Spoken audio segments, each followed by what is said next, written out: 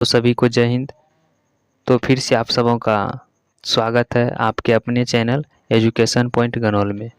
तो मैं उम्मीद करता हूं कि आप सब स्वस्थ होंगे, मस्त होंगे और अपने पढ़ाई में व्यस्त होंगे। तो आज हम लोग जो है देखेंगे इस वीडियो में क्लास 10th का साइंस बायोलॉजी का सेकेंड चैप्टर श्वसन। अगर देखा जाए तो ये श्वसन चैप्टर जो है एक रूप से पोषण का ही पार्ट है।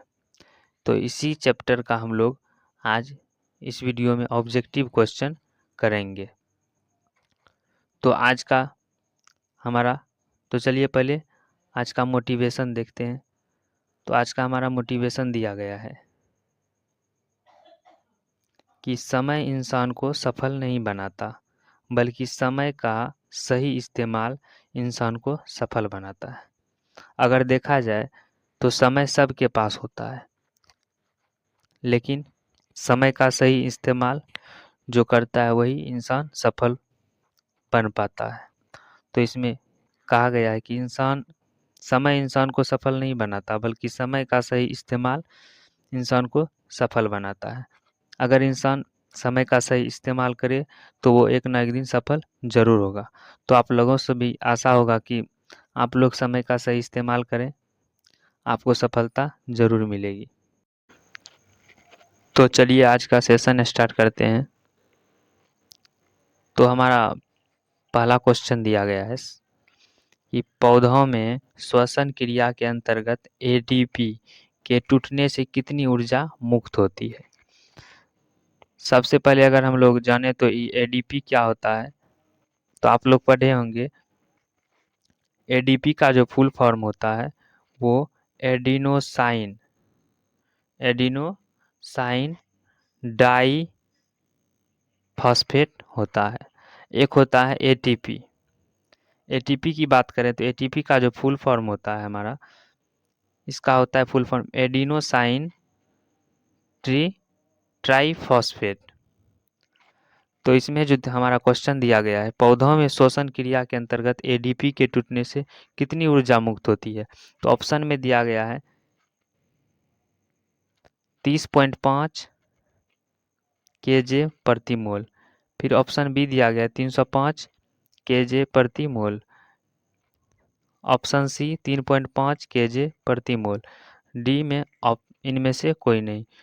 तो इनमें से जो हमारा राइट आंसर हो जाएगा वो हो जाएगा 30.5 केजी पर मोल। ऑप्शन ए हमारा राइट आंसर होगा।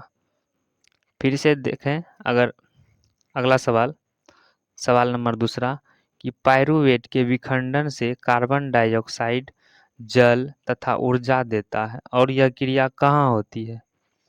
तो इसमें देखें तो CO2 प्लस जल यानी H2O प्लस में ऊर्जा, यह क्रिया कहाँ होती है। तो ऑप्शन में दिया गया कोशिका द्रव में, माइटोकॉन्ड्रिया में, हरित लवक में, केंद्रक में। तो ये क्रिया जो होती है वो हमारा माइटोकॉन्ड्रिया में होती है। ऑप्शन बी हमारा राइट आंसर होगा। और ये अगर देखा जाए तो ये कौन सा श्वसन है, तो ये जो है वायवीय श्वसन है। आप लोग कमेंट में बताइएगा कि श्वसन की कितनी विधि होती है। तो चलिए फिर से नेक्स्ट सवाल पे चलते हैं। नेक्स्ट सवाल हमारा दिया गया है सवाल नंबर तीसरा कि इथाइल अल्कोहल किस प्रकार के श्वसन में बनता है। तो इथाइल अल्कोहल किस प्रकार के श्वसन में बनता है। तो इथाइल का जो पहले समीकरण होता है ये होता है C2H5OH प्लस में CO2। तो ये जो बनता है ये बनता है अवायवीय में। और ये कौन सा जीव में बनता है, तो ईस्ट में ये होता है, ईस्ट में पाया जाता है। तो इसीलिए हमारा ऑप्शन जो होगा इसमें राइट वो बी हो जाएगा। चलिए तो फिर से नेक्स्ट सवाल पे। अगला सवाल हमारा कहता है सवाल नंबर 4 कि निम्नलिखित में किसे कोशिका का ऊर्जा मुद्रा के रूप में जाना जाता है। तो सबसे पहले हम देखेंगे ऊर्जा मुद्रा। अगर ऊर्जा मुद्रा पूछे या इसी का नाम होता है जैव ऊर्जा। जैव ऊर्जा, और इसका एक नाम होता है ऊर्जा मुद्रा, जैव ऊर्जा और ऊर्जा का संवाहक। ऊर्जा का संवाहक। तो ये सब जो होता है ये होता है एटीपी के रूप में। ऑप्शन बी हमारा राइट आंसर होगा। फिर से नेक्स्ट सवाल आता है, सवाल नंबर 5 कि मछली का श्वसनांग है। तो मछली का जो श्वसनांग होता है, सबसे पहले हम देखें तो मछली का जो श्वसनांग होता है, यानी श्वसन जो करती है ये गिल्स के माध्यम से करता है। गिल्स या इसी का नाम क्लोम होता है। अगर तिलचट्टा का बात करें तो तिलचट्टा जो होता है ये ट्रेकिया के माध्यम से श्वसन करता है। अगर मानव का बात करें या मनुष्य, तो ये जो होता है ये फेफड़ा के द्वारा श्वसन ग्रहण करता है। तो मछली का जो श्वसनांग होता है वो गिल्स होता है। ऑप्शन बी हमारा राइट आंसर होगा। फिर से नेक्स्ट सवाल आता है, तो अगला सवाल हमारा कहता है कि तिलचट्टा में कितने जोड़े श्वासरंध्र पाए जाते हैं। तो ये नया क्वेश्चन है, आप लोग शायद नहीं पढ़े होंगे। तो तिलचट्टा में जो जोड़े श्वासरंध्र पाए जाते हैं वो 10 जोड़े पाए जाते हैं। ऑप्शन सी हमारा राइट आंसर होगा। फिर से नेक्स्ट सवाल है कि श्वसन के अंतिम उत्पाद हैं। श्वसन के अंतिम उत्पाद हैं।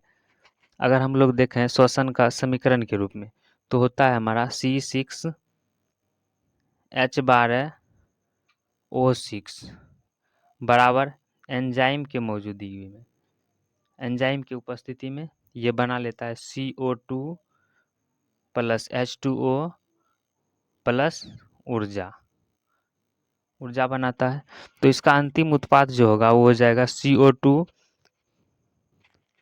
H2O प्लस ऊर्जा। तो इसमें से हमारा राइट आंसर जो होगा वो हो जाएगा ऑप्शन डी। ऑप्शन डी हमारा राइट आंसर होगा। फिर से अगर देखें नेक्स्ट सवाल, तो अगला सवाल हमारा कहता है कि पौधों में श्वसन होता है। ऑप्शन में है जड़ में, पत्तियों में, तना में, इनमें से सभी। तो अगर पौधों में श्वसन देखें जड़ में, तो जड़ में होता है मूल रोम के द्वारा, मूल रोम के द्वारा होता है। अगर पत्ती में देखें तो पत्ती में रंध्र पाया जाता है, उसी की मदद से पौधों में श्वसन होता है। अगर तना में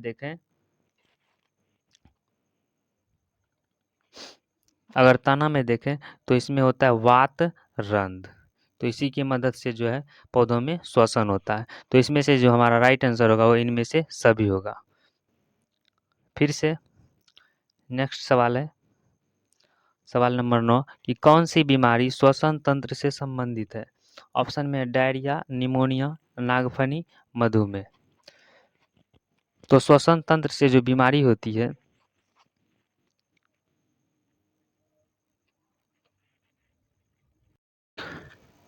तो श्वसन तंत्र से जो संबंधित बीमारी होती है वो होती है हमारा निमोनिया। ऑप्शन बी हमारा राइट आंसर होगा। तो फिर से नेक्स्ट सवाल देखते हैं। सवाल नंबर 10 कहता है कि ग्लाइकोलाइसिस होता है। तो ग्लाइकोलाइसिस होता है, तो हम अगर पहले जाने ये ग्लाइकोलिस क्या होता है, तो ये जो है ग्लूकोज का ऑक्सीकरण ही ग्लाइकोलाइसिस कहलाता है। क्या कहलाता है? ग्लाइकोलाइसिस। तो ग्लूकोज का ऑक्सीकरण ही ग्लाइकोलाइसिस कहलाता है। और यह किस में होता है? तो यह होता है कोशिका द्रव में। अगर ऑप्शन की बात करें तो माइटोकॉन्ड्रिया में, कोशिका द्रव में, गोल्गी कॉम्प्लेक्स में, क्लोरोप्लास्ट में। तो ग्लाइकोलाइसिस जो होता है वो होता है कोशिका द्रव में। ऑप्शन बी हमारा राइट आंसर होगा। एक आप लोगों से रिक्वेस्ट है कि अगर आप लोग इस चैनल पर न्यू हैं तो आप लोग इस चैनल को सब्सक्राइब कर लें, और यह वीडियो पसंद आए तो प्लीज़ इस वीडियो को लाइक करें और ज़्यादा से ज़्यादा शेयर करें। तो चलिए नेक्स्ट सवाल है हमारा सवाल नंबर 11। तो सवाल नंबर 11 हमारा कहता है कि किस पौधों में रंध्र अनुपस्थित रहते हैं। ऑप्शन में आम, हाइड्रिला, नारियल, कनेर। तो इसमें से हमारा जो राइट आंसर होगा वो होगा हाइड्रिला। ऑप्शन बी हमारा राइट आंसर होगा। फिर से नेक्स्ट सवाल। तो सवाल है हमारा कि किस प्रकार के श्वसन से अधिक ऊर्जा मुक्त होती है। तो हम लोग सबसे पहले जाने तो श्वसन की कितनी विधि होती है। तो दो विधि होती है, एक होती है वायवीय, एक होती है वायवीय श्वसन जिसमें कि 38 एटीपी का निर्माण होता है, 38 एटीपी का निर्माण होता है। एक होता है अवायवीय। अवायवीय की बात करें तो इसमें 2 एटीपी होता है। तो सबसे ज़्यादा एटीपी जो होती है वो होती है वायवीय श्वसन। तो सबसे अधिक ऊर्जा भी जो मुक्त होगी वो होगी वायवीय में। ऑप्शन ए हमारा राइट आंसर होगा। फिर से नेक्स्ट सवाल, सवाल नंबर 13 कहता है कि किण्वन क्रिया पाई जाती है। ऑप्शन में अमीबा में, ईस्ट में, हाइड्रा में, इनमें से कोई नहीं। तो किण्वन क्रिया जो पाई जाती है वो पाई जाती है ईस्ट में। ऑप्शन बी हमारा राइट आंसर होगा। फिर से नेक्स्ट सवाल कि ट्रेकिया किस जीव का श्वसन अंग है। ऑप्शन में हाइड्रा, स्टारफिश, कॉकरोच, पाइला।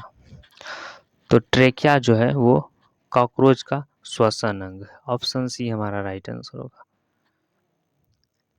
फिर नेक्स्ट सवाल है कि कौन सी गैस श्वसन क्रिया में मुक्त होती है।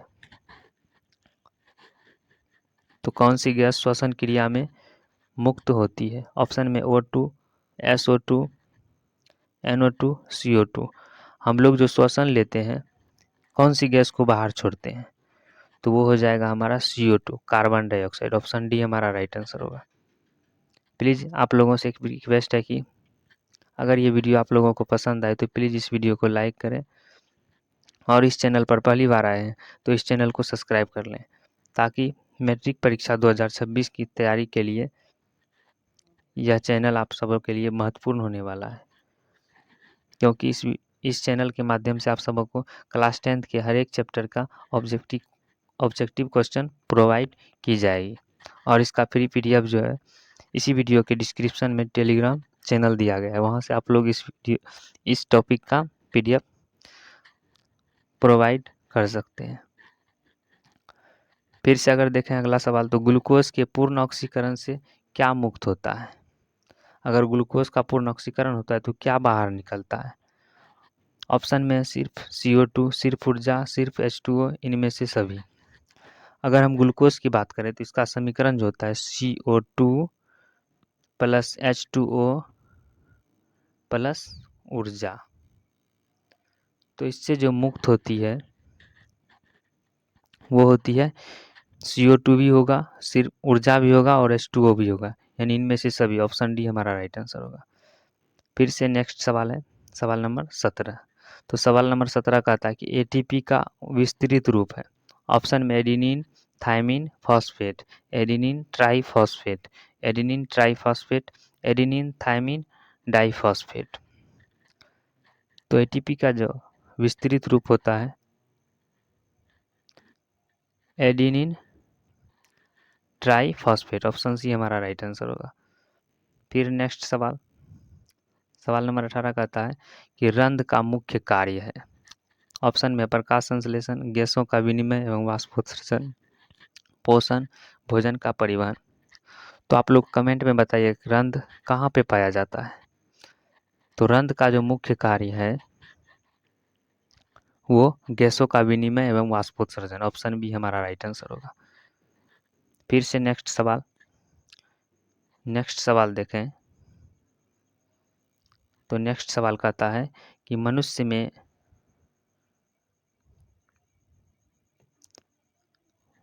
में नासिका छिद्र, लैरिक्स, ट्रेकिया तथा फेफड़ा मिलकर बनता है।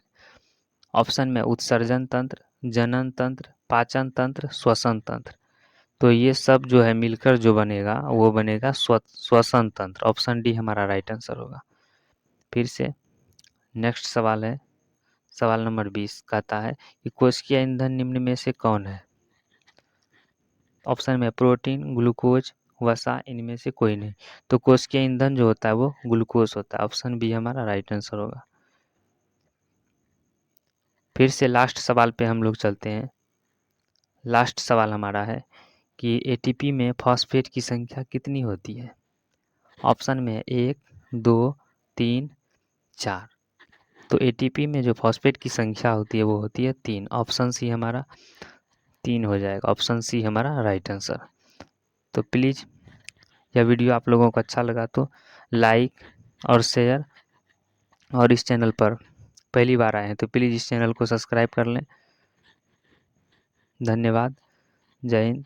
राधे राधे।